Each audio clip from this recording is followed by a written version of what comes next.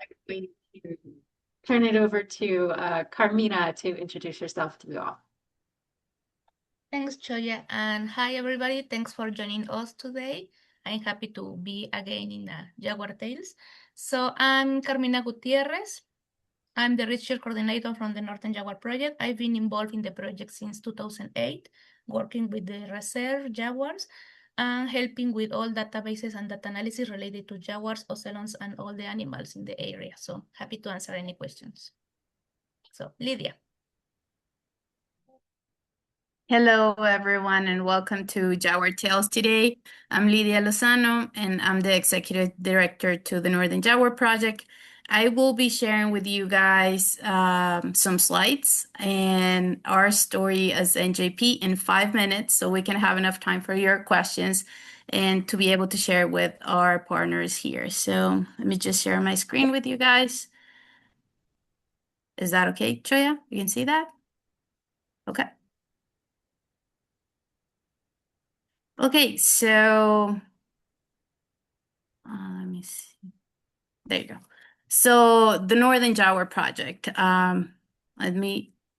So our mission. Since 2002, we have been working to preserve and recover the world's northernmost population of jaguars, its unique natural habitats and native wildlife found under its protection as a flagship, keystone, and umbrella species. Who we are. We are a binational project devoted to the protection of the northernmost breeding population of jaguars in the world. We are a science-based wildlife conservation program that involves local ranch owners and in the protection of jaguars. We operate through two nonprofits, a Tucson-based nonprofit and a Mexican Sonora-based nonprofit. Together, we are the Northern Jaguar Project. We have a binational and multidisciplinary board, staff, and partners, biologists, botanists, mammal experts, ornithologists, conservationists, anthropologists, cattle ranchers, lawyers, educators, financial administrators, and psychologists. Here's a photo of the Northern Jaguar Project family. Well, part of the Northern Jaguar Project family because as any other Mexican family, we have more members to our family than what we can actually put in a photo. So the Northern Jaguar Reserve, this is the centerpiece of our approach.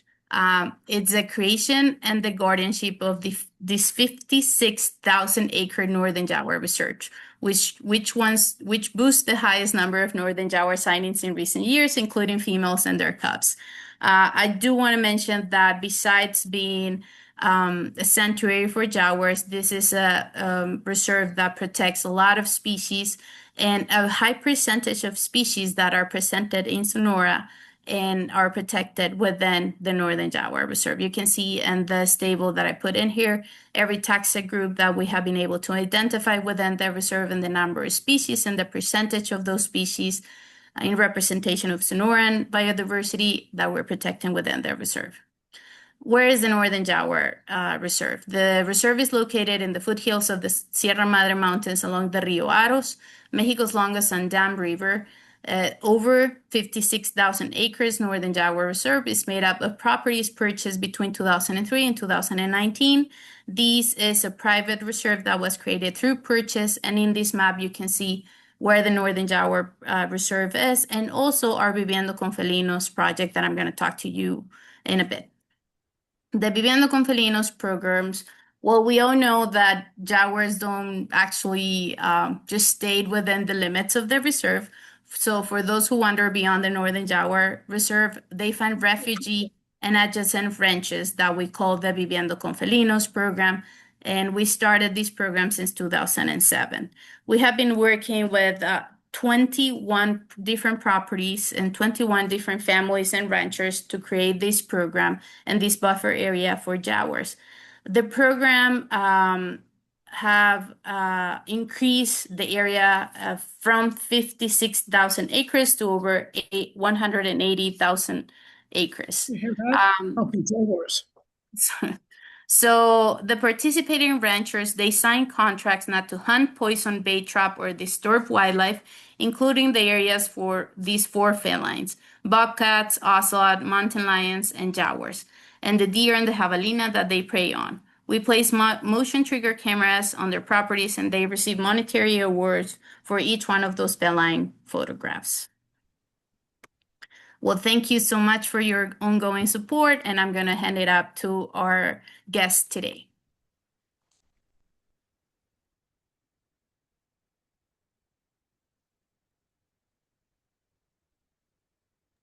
Choya, you need to unmute yourself. Oh, sorry. So we're going to turn it over now to the Wildcat Research Center based at the University of Arizona, and it's Susan Malusa, please. Thank you. I can't, am I on or do I need to hit share? You are on. Oh, I'm on. Okay. Let me go back to this then. You do need to share your screen, Susan, so you can Oh, share I your. do need to share. Yeah. Okay. Okay, sorry.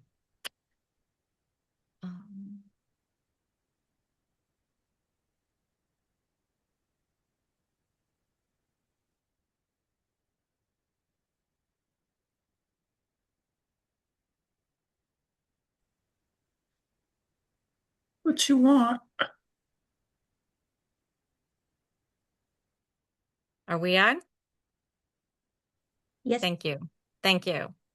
Well, my name's Susan Malusa, and I'm the director at the Wildcat Research and Conservation Center that's based at the University of Arizona. So thanks so much for having us on so we can share what's been going on this side of the border and with Jaguar conservation and our research. So we have been doing jaguar and ocelot monitoring for about 15 years in this program. Like I said, we're based at the University of Arizona, but we are a 501c3. We're a nonprofit and dedicated to the conservation of wildcats through science-based research. And I'm really happy today to have three of our geneticists who are really involved with the program joining me today. I'm going to let them introduce themselves and talk about the work that they do and how they're all received their PhDs in the Culver Lab, the Culver Conservation Genetics Lab at the University of Arizona. Dr. Melanie Culver was the original principal investigator on this project, and we worked together for many years on this project. Currently, I'm the director, and we're going to hear from three scientists who continue to collaborate with us. And I'm going to turn it over to them, and then we're going to get back to kind of what the Wildcat Center does overall. So first is Carla Vargas, Dr. Carla Vargas. Thank you. Okay, so I'm next. My name is Carla, and I'm a conservation scientist, and I'm an assistant professor in the School of Conservation Futures at Arizona State University. And like Sue mentioned, I completed my graduate training at the Conservation Genetics Lab at the University of Arizona under Dr. Melanie Culver.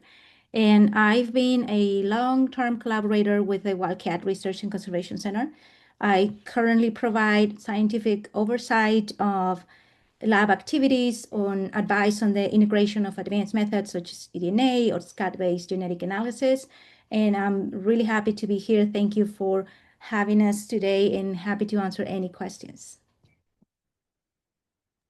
And yeah. Okay, yeah. Thank you, Carla. And next we have Natalie Payne. Thank you for joining us, Natalie.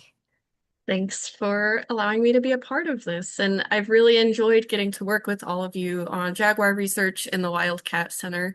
Currently, I'm a postdoctoral researcher at the School of Natural Resources and Environment at the University of Arizona. I'm studying disease in wildlife. Like Sue said, I did do my PhD with Dr. Melanie Culver, using genetic and genomic techniques to understand threats to wildlife and inform their conservation. And I also have a background in disease surveillance, particularly looking at viruses and also wildlife microbiomes. So My current involvement with the Jaguar project is working with some whole genome data from jaguars in Mexico. And I'm really looking forward to advancing this work as I recently accepted a job as an assistant professor of conservation biology at Ohio University. So I definitely want to continue the Jaguar work from there and these wonderful collaborations with the Wildcat Center. Thank you so much, Natalie. And third, we have Eldridge Wisely joining us. And Eldridge is going to explain what her involvement with the Wildcat Center, and she's been very involved. And I think you heard Carla discuss eDNA. So for those of you, that's environmental DNA, and this is very much a specialty of Eldridge, who can introduce herself. Thank you. Hi, everybody. It was so great to hear the Northern Jaguar Project's introduction, and I was just sitting here thinking, wow, that's so incredible. That's so impressive. And look, I get to collaborate with them because I know a little something about getting DNA out of things you would not normally think you could get DNA out of. So specifically, my background is in wildlife conservation research and non-invasive techniques to get population health information. And that has translated into becoming the environmental DNA research consultant for the Wildcat Research and Conservation Center because I did my PhD in Dr. Melanie Culver's lab. And as part of that work, I studied how to get DNA from vertebrates from streams in the mountains around Arizona where these camera traps are that we were just discussing that that Sue was just mentioning. Also, the middle picture is me collecting scat in Paraguay many, many years ago. And currently, I'm a postdoctoral researcher at Scripps Institution of Oceanography in San Diego, where I am translating that information into how to find DNA from whales and dolphins in the ocean. So that's my specialty. Thanks for joining us today, Eldridge. And we're excited to be able to share the kind of whole picture and what we do at the Wildcat Center, and all the different specialties we bring together. So I'm going to share a few slides on kind of the Wildcat Center and what we do, who we are as a group. So we have these scientific collaborators who you just heard from, and but very much and their work is very integral in kind of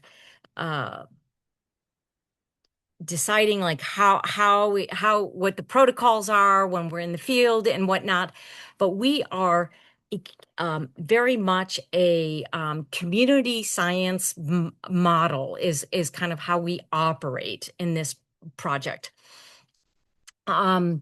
So the work is built on partnerships across agencies, landowners, ranchers, across this very large connected landscape. We emphasize collaboration in everything we do, and it's a landscape level project. So we have citizen scientists who support our work all the way from New Mexico into Arizona. And those citizen scientists, well, I'll talk a little bit more about later, but they support the work that we're doing. And what we do is kind of a three-pronged approach, which is our Jaguar project. There are several Jaguar projects out there, but so we do everything we do is non-invasive at the Wildcat Center. So we have the heart of the project is these trail cameras we have and that we have been operating since 2011. And we've got at any given time, we have about 120 sites across the landscape. And the second thing, and so we're collecting data, and to have a long-term uninterrupted data set is very valuable so that we can see trends and patterns over time. Secondly, is that we incorporate scat analysis. So the genetic components are two, scat analysis and environmental DNA.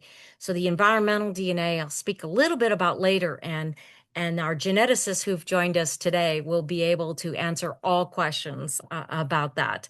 But we do have sampling and take those samples back to the lab, and we're able to see the biodiversity that maybe a camera might miss. So our community science model, which I was saying is really the backbone of our project, we've trained about 80 citizen scientists over the life of the project. And at any given time, we have between 45 and 50 active community scientists or citizen scientists. And they're the people, when you see a picture in the newspaper, a picture like this jaguar walking across the landscape right here, that picture is only seen because we have community scientists who are going out and changing the batteries, putting in fresh SD cards, making sure that the site and the camera, everything's functional. And so because Jaguar research doesn't depend on necessarily a funding cycle or a season or a year. It takes many years to really understand jaguar movement over the landscape. When you're in the northern part of its range, which Arizona is, that we need this long-term monitoring. And we have this wonderful team of citizen scientists who have gone through extensive training to be on the team. And so every data point starts there. And where are we monitoring? I'm not sure where everyone is joining us from, but Interstate 10 is sort of the northernmost boundary of our study area. We have a few cameras that extend beyond that, but for the most part, our monitoring starts at Interstate 10 and goes south to the border. And then we collaborate with a number of other groups to see what's happening south of the border. But so our cameras then go from the Babakiri Mountains all the way over to the Boot Hill of New Mexico, which is the Peloncillo Mountains. So we're in about 17 different sky islands. And that gives us a chance to kind of look at connectivity across these mountain ranges and how they're crossing from the core course, the population, the core population, the breeding population of jaguars is in Mexico, is in Sonora. So we're able to look at how their movement is on the landscape in the US and look at what's happening in Sonora to get a better picture. Our scientific collaboration is with the scientists who have just introduced themselves, all from Dr. Melanie Culver's lab, and we're really fortunate to have them continue their work with the Wildcat Center. And the three scientists here today are working on the North American jaguar conservation genomics. They are studying inbreeding, genetic diversity, population, diet, and disease. And they really gives us a look beyond it's non-invasive, but beyond what we could see with an image. This expands what we can learn with non-invasive monitoring. What we've built so far at the Wildcat Center at the University of Arizona with 15 years of monitoring is that we have 240 jaguar detections over the years of the last 5 jaguars on the landscape. So that's pretty remarkable. When we started in 2011, it was considered maybe you might get a jaguar detection in your research. Were they or could you find one? It's super rare. Would it happen? And with our research, we have been able to really, I can't say model and predict, but we're able to put a lot of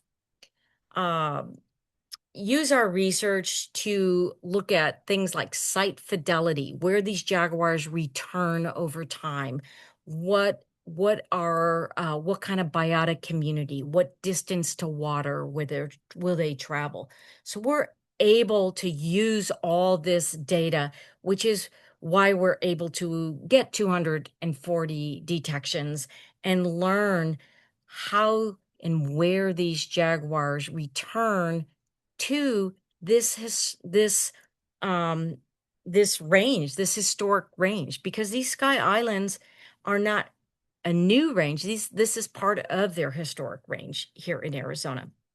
And the 240 detections creates, if not the largest, one of the largest jaguar data sets in the US on jaguar movement.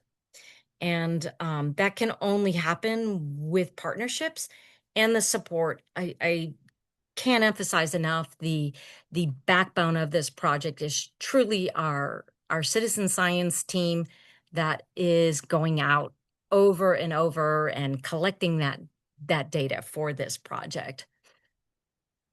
Something else that we created to make this project to make the data, you can collect a lot of data, but it's not really valuable if you can't analyze it. So what are you going to do with, almost 10 million images?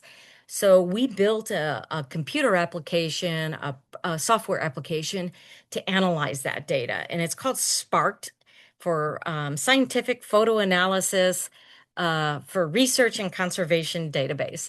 And so our citizen scientists can take this very intuitive drag and drop database, they load it up on their computer, they upload their data, and we can analyze it. And that is made all the difference in the world, where we can look at a data set. So a project doesn't end with a hard drive on a shelf. We can look at data over 15 years with this tool, if you will, that we've made that they can put on their computer. Excuse me. It takes data and takes it to insight. So we have this spatial analysis of habitat use. We can identify corridors. We can look at, okay, where are other species extending or not extending? Are the we can see where certain species have moved north or decreased in their range over time. So what this has allowed us to do is to see patterns. So in other words, we don't get a jaguar and say, oh, we have another point, or this jaguar occurred here. We can now see patterns. And that was really critical. We saw it happen in some of the jaguars that have appeared on the landscape. And this fifth jaguar that is dubbed 5 Cinco that has appeared on the landscape, we were able to use that data, that long-term data set, and look at site fidelity, how a jaguar came and went to the same place, to the same site as a previous jaguar. And we were able to use this database to see that. And this here has pictures of the last 5 jaguars here and these are all these images come from our trail cameras. All the pictures you see here do come from this project. So what we are seeing is that, yes, we do see continued presence. So what started in 2011 is, maybe you're going to see a rare jaguar on the landscape. Well, we're documenting repeated use, or repeated corridors, repeated locations. So we're able to learn and understand more about jaguar presence on this in these Sky Islands, the northern reach, of the jaguar species in the US at this time. And why does it matter? Well, it as an indicator species, we're using everything from our camera monitoring to scat collection, which shows us the biology and the health of the and the relatedness of the jaguar, and you'll be able to ask questions of our geneticists here today about that. And we're doing the eDNA, the environmental DNA, which gives us a broader picture of biodiversity at these detection sites, and sometimes picks up jaguar detections where our camera might miss them. And so this is giving us a more complete picture using all these different methods. It's showing connectivity, excuse me, and it is showing ecosystem health. We're seeing a functioning ecosystem that it's able to support jaguars on the landscape in their historic range. And for us in the US, that's very exciting since this is listed on the threatened and endangered species list. Overall, I would say a big takeaway is to have long-term a long-term data set like we have at the Wildcat Center is really critical. We can't see patterns without that. And so we have 15 years of data. We didn't stop, not even during COVID. People were able to go out and maintain these sites and collect data.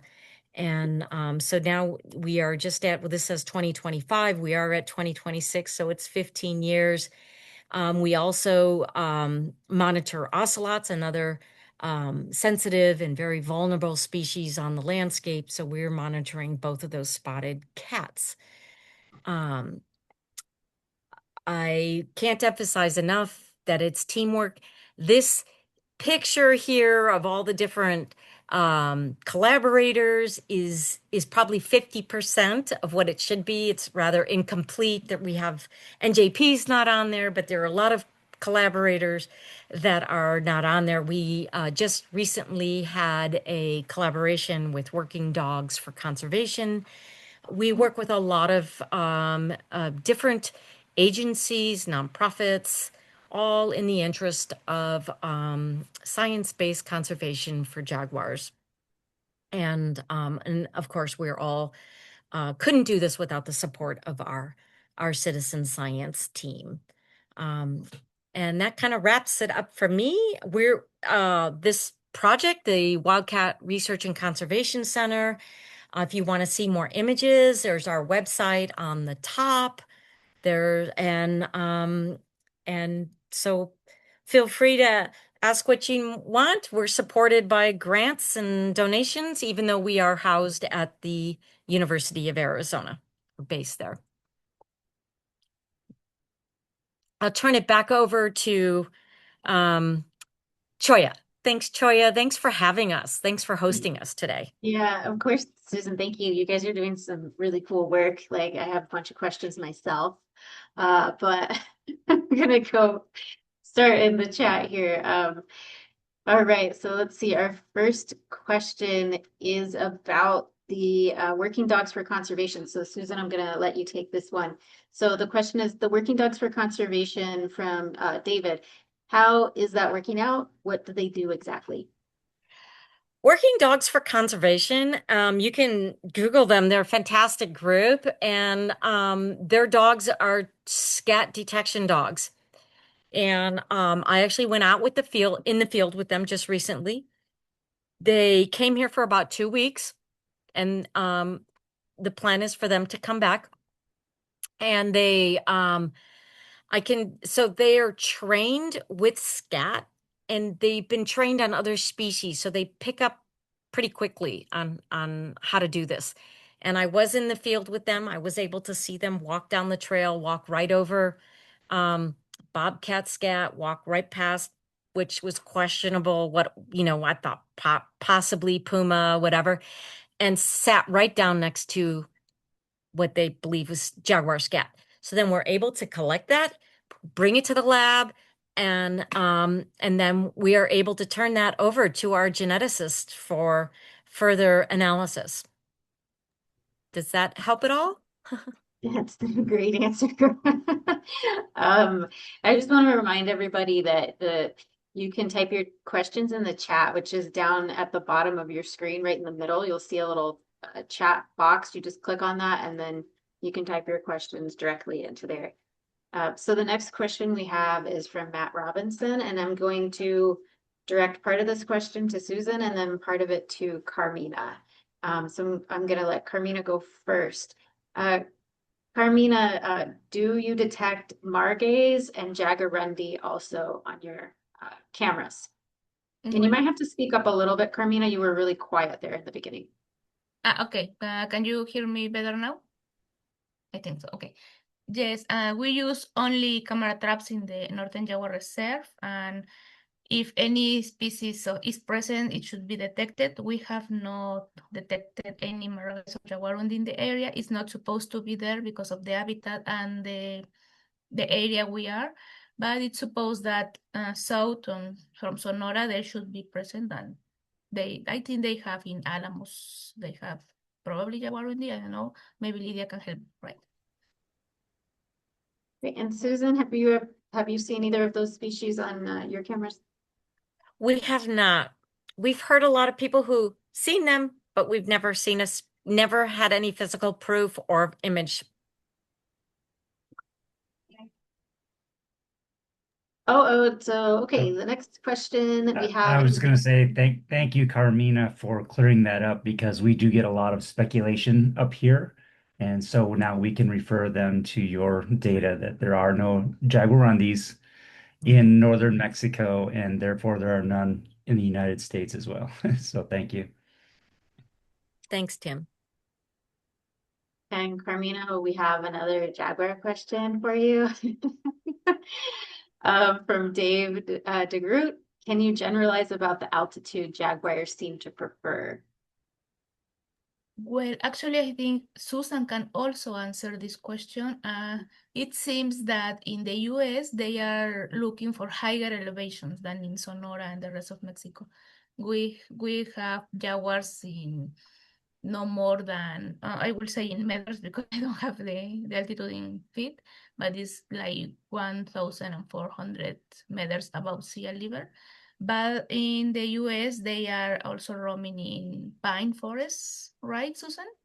We have images in the snow at like 8,000 feet. I don't know what the meters is, but yeah, 8,000 feet. Even higher, maybe 85, a little higher than that. Yeah. And we have all the way down to the grasslands and pretty low to about 3,500. So that would be yeah, 3,500 to 4,000 feet. I don't know what the meters is, but yes, but from the low, it's really common for jaguars, but the high altitudes, I think in a very few places in Mexico and also in the United States. Thank you for that. I'm going to open up this next question to whoever wants to answer it because I'm not sure. So from Penny Miller, she's asking, what is the future potential of bioacoustics in determining presence, absence of jaguars, especially in areas with recent camera detection?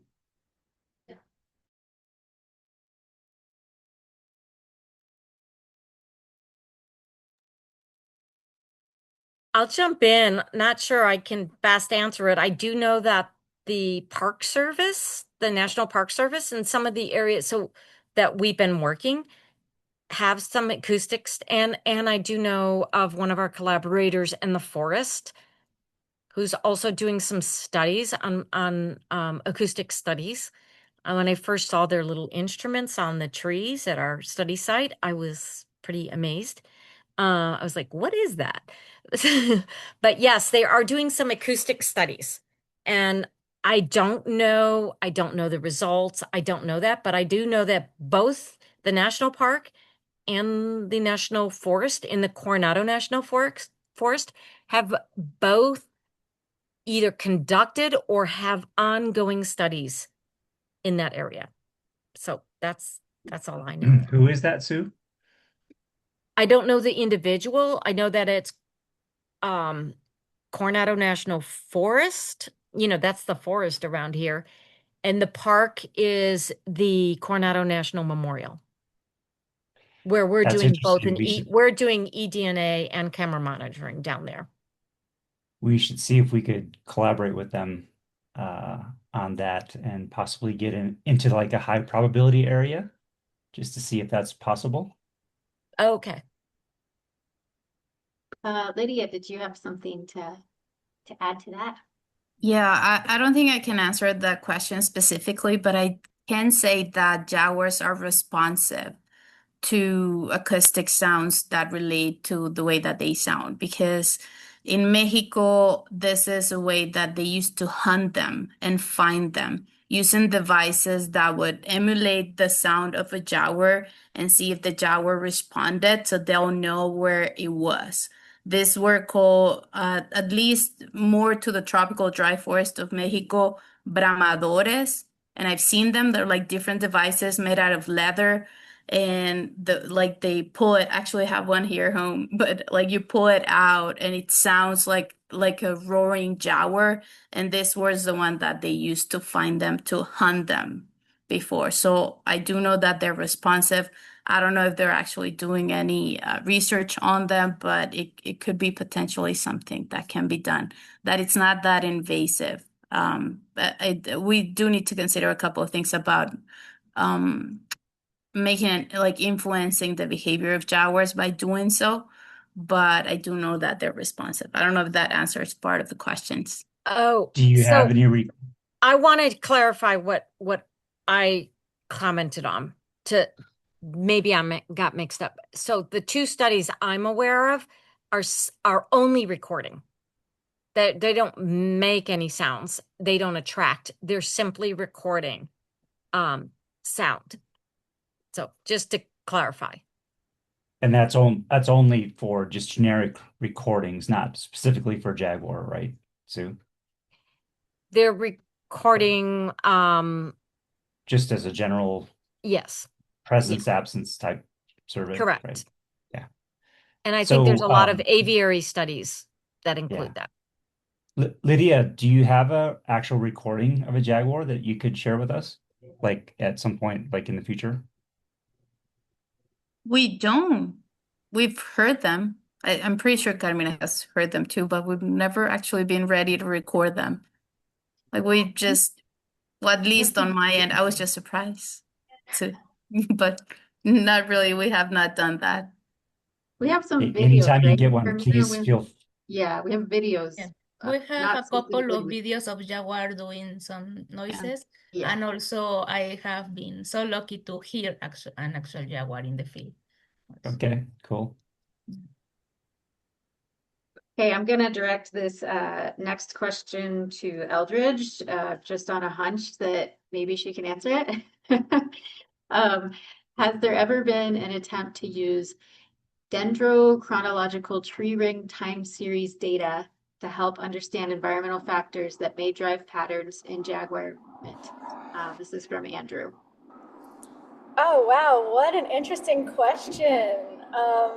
First of all, I love that idea. Secondly, I think that most of our research on jaguar patterns has been since the last ice age. And so what I know about the jaguar populations and like population sizes and jaguar movements into North America, like over really long time scales, could be very well associated with these really long-term dendrochronological things. But as far as like more recent, like on the order of decades or maybe 50 years or something, I don't think that's being done. Very cool question. And then the next question I'm going to direct to Carla from Matt Robinson. Why so fewer ocelots than jaguars? I'm assuming on the cameras from the US?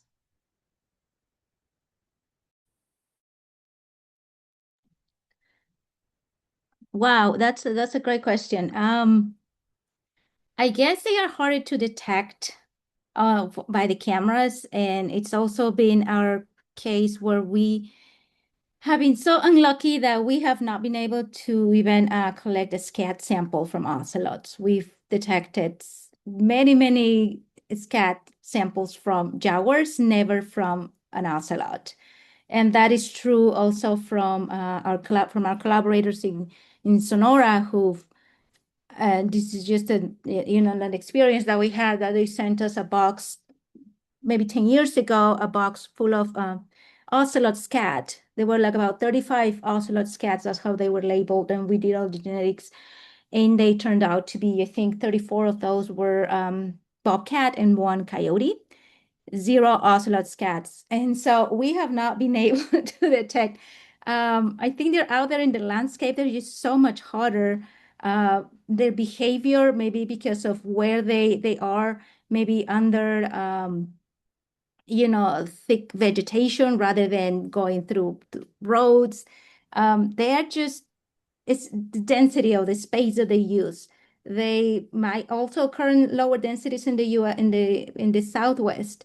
I think, please somebody correct me if I'm wrong. I think they prefer dense thorn scrub in riparian understory, so that it will be a lot harder for us to detect them there.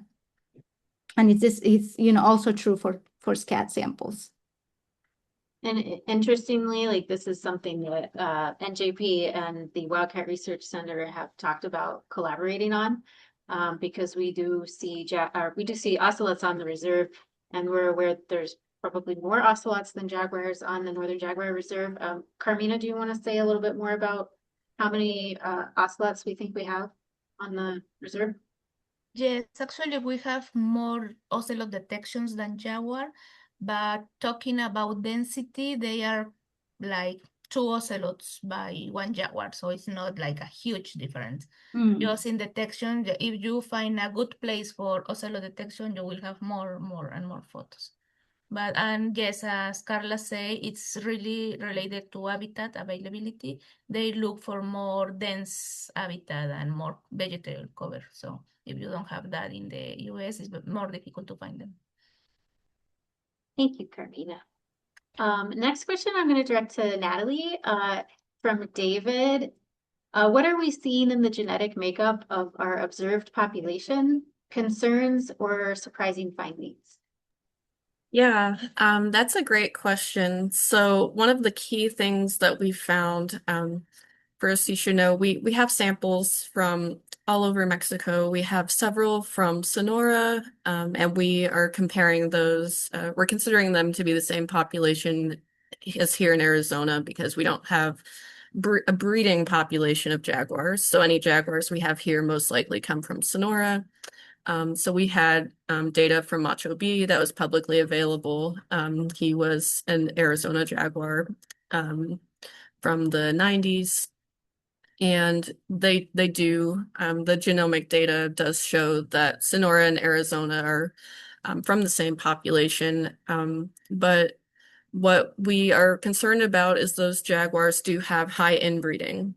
Particularly Macho B, again, this is an earlier generation of Jaguar, did not have super high inbreeding, but as we get into the 2000s and 2010s, the inbreeding increases dramatically in the Sonoran Jaguars that we have. As we move further down the Pacific coast a bit, into Nayarit, there's also some severe inbreeding there, and these are more recent samples, like from 2023. So we have a jaguar from the coastal mangrove area that's highly inbred. I believe that was the most inbred jaguar of all of them that we analyzed. So that one appears to be probably very impacted by some of the agricultural development that's taking place in that area. But even in the more montane regions, we also detected high inbreeding in Nayarit. And another more northern population that appears to be at risk is in Nuevo León, We had one individual from there, again, a pretty recent sample that also had very high inbreeding. So we think that, and this maybe gets to Tim's question a little bit, there has been a study with camera data in Mexico. It's been basically 3 occurrences of estimating population sizes.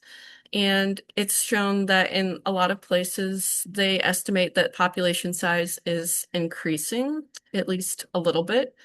But we're showing that just because the population might be higher doesn't necessarily mean we can assume there's a recovery, because if the corridors across the landscape to allow jaguars to move are not open, if they're at risk, or if the habitat just isn't there to let them cross between populations, then the low diversity in the inbreeding is still a problem. So with inbreeding, we're seeing that there are some genes with potentially deleterious or detrimental variants that are now more prevalent in these populations, like Sonora, which means that if the connectivity is not improved, there could potentially be inbreeding depression, which is a big concern from a conservation perspective. And even in our what's thought to be one of the biggest strongholds in Mexico, in the Yucatan, we also saw that over the past 800 years, there was a steep decline in population size there too. So we think that even though there isn't high inbreeding there now, it's probably just a matter of time unless there are sufficient protections, not only for individual reserves, but also connectivity among reserves. Very, very important to know that.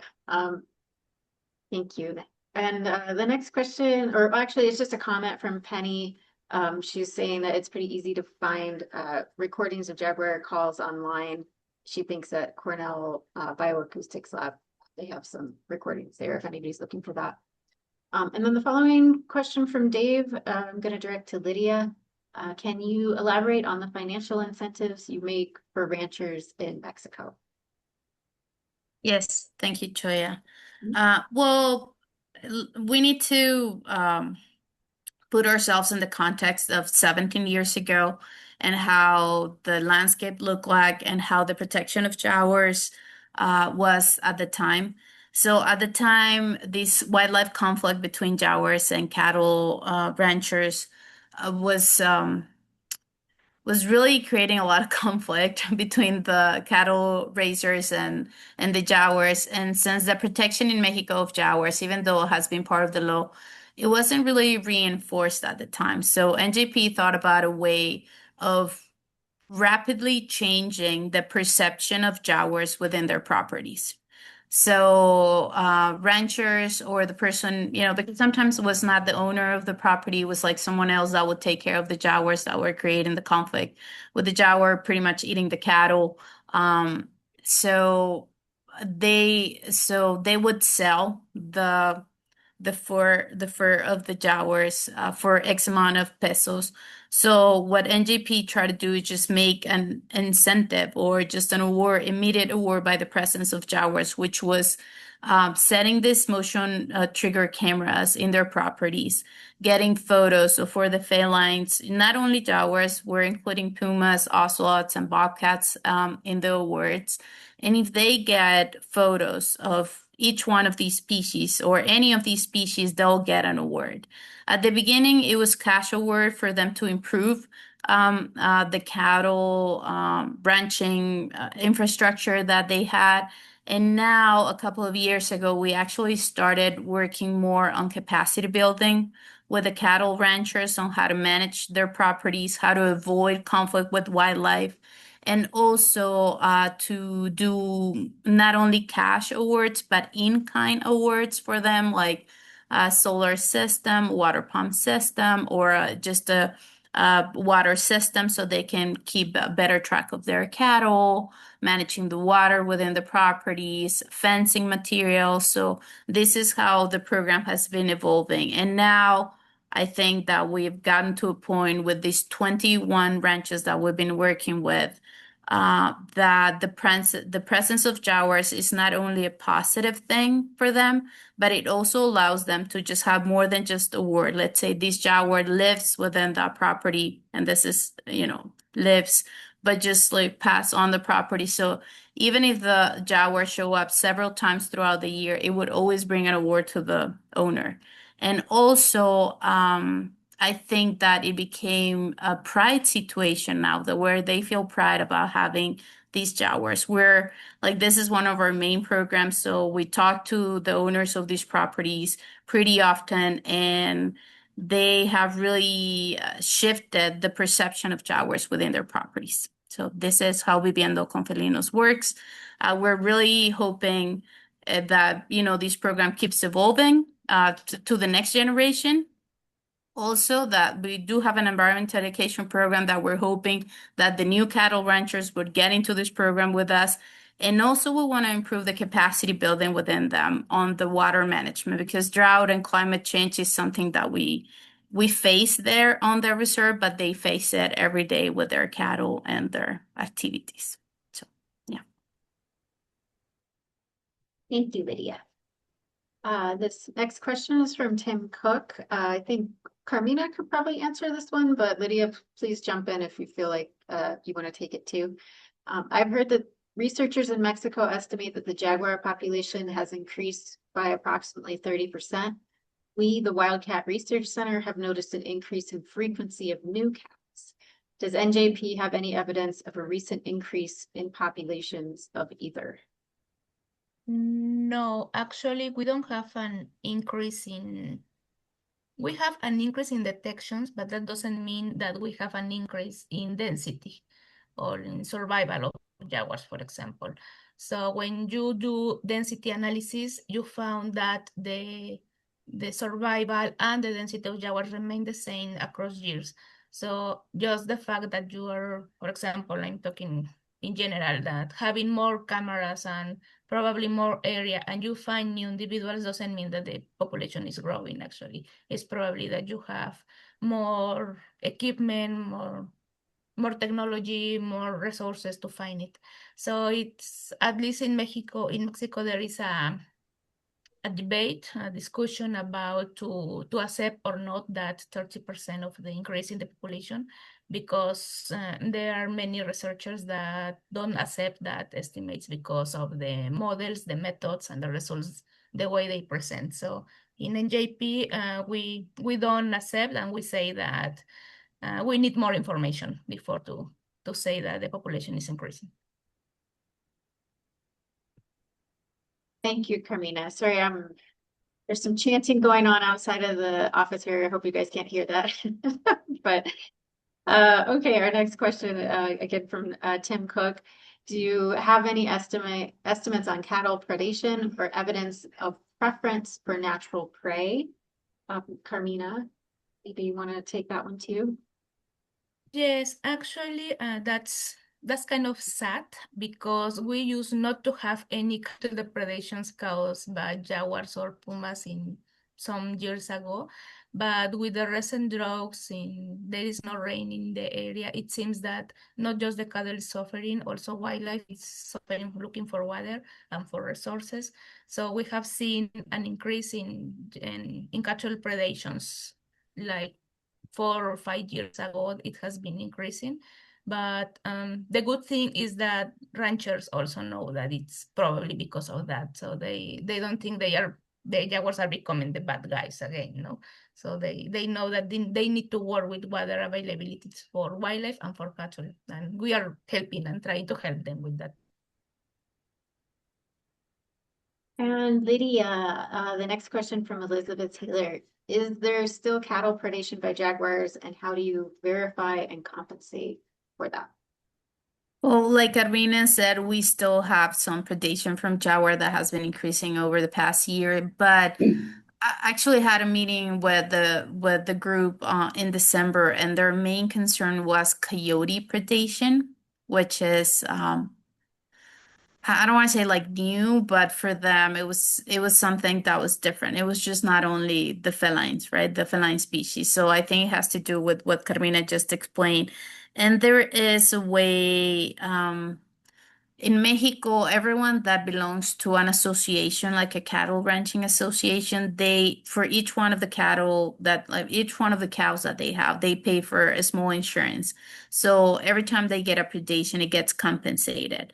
But there's only, and Carmina, just correct me if I'm wrong, but I think there was just only one person for Northwest Mexico to verify this. And there's an amount of time that the person can actually verify that the cattle was predated, and considering that it takes, like, if this person was in Hermosillo, and I think he wasn't in Hermosillo, I think he was in Baja California, based in Baja California. It takes, like, he will have to travel from Baja California to Hermosillo, and then 3.5 hours to Sahuaripa, and then a couple of more hours into the rough terrain, and like our neighbors up in their reserve, and then walk to get to where the cow was. So it is not very efficient. So some of our staff, or some of our field staff, was actually helping this person get the photos, get the information to make it more efficient. But still, the amount of money that they were getting as a compensation for the predation of jaguar was not enough. It was very low. It did not really compensate how much they could have gotten by selling the cow itself. So there is a system, but it's not very efficient right now. So that's how I think that Viviendo con Felino comes and compensate a little bit of that as well. Thank you, Lydia. And then our last question here, Lydia, is going to go to you too, because I'm not sure the answer to it. Outside of maybe helping us, because we all work for nonprofits. Yeah. But what is the role of the psychologist on your board? Do they help you understand and modify human-animal conflict? Yeah, so the psychologist, it's not on our board, it's actually part of the staff. And she's our office coordinator in Sahuaripa at our headquarters. So I've been talking to her quite some time. Like, I would talk to her about how she got into this. So she really liked environmental education.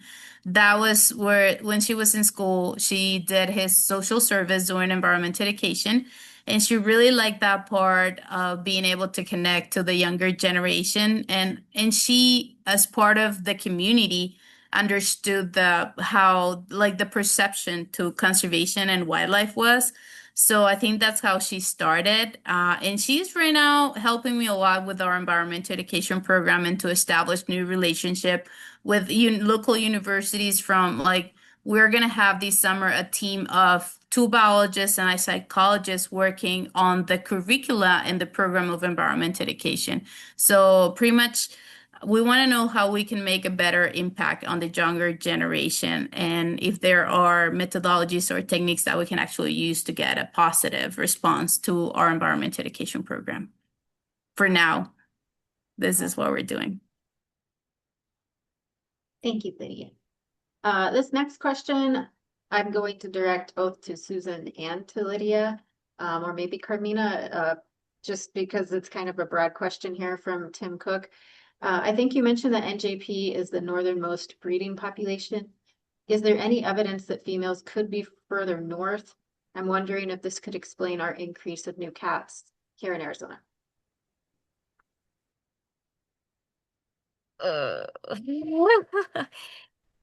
There's rumors, but no physical proof of females being further north. But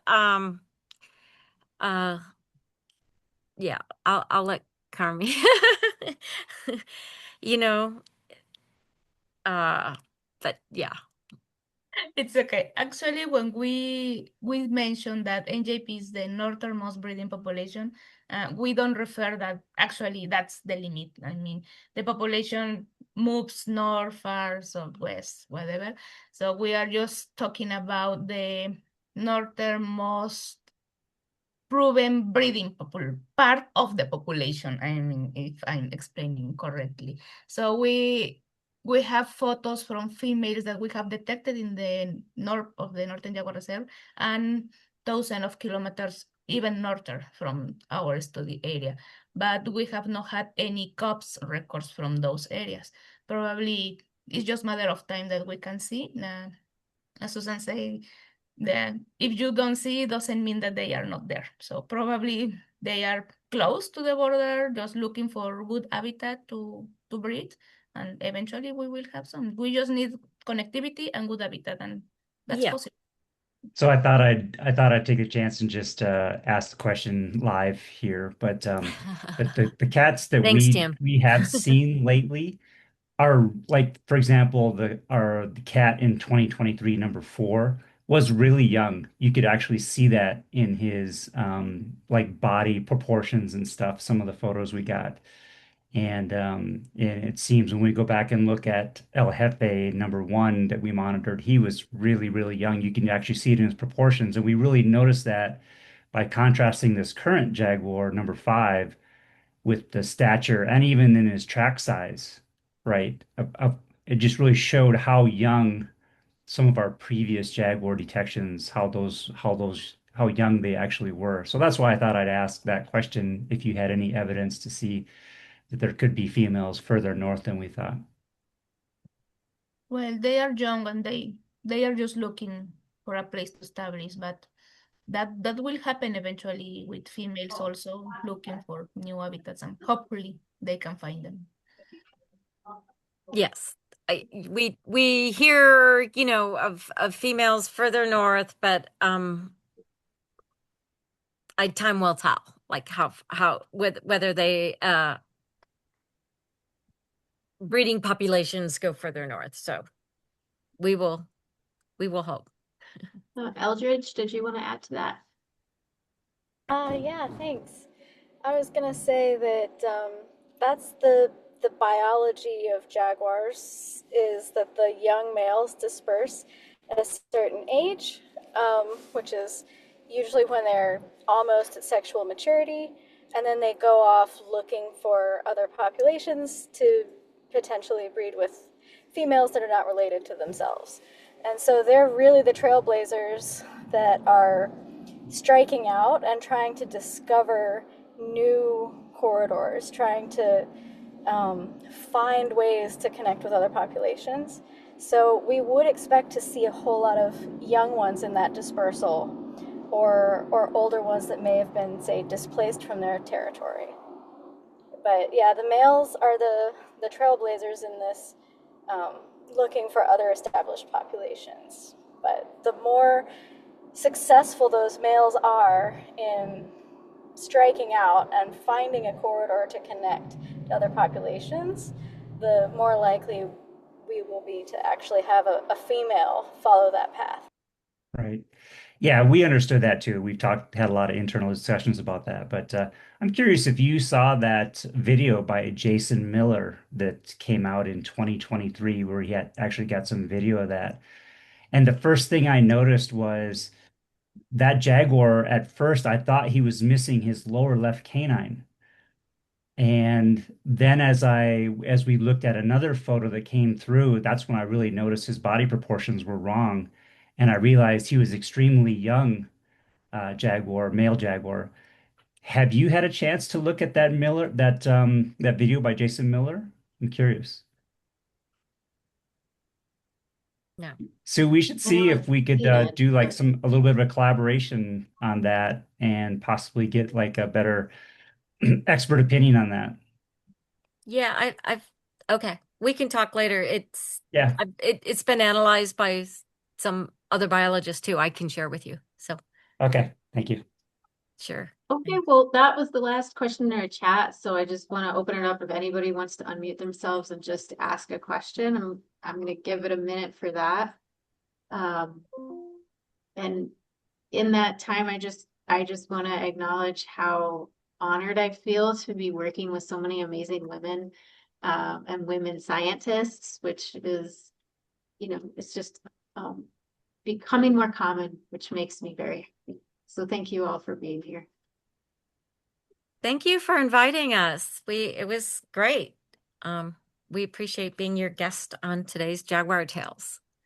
Yeah, thank you so much. We're really looking forward to future collaborations between both of our groups. I think it'll be great to keep monitoring what's happening in Sonora and beyond. Thank you so much, everybody, for being here tonight. And, if you're looking for a great nonprofit to support, we're both always looking for that support and appreciate your time tonight. I hope you all got to learn something new about Jaguars. Thank you. Thanks.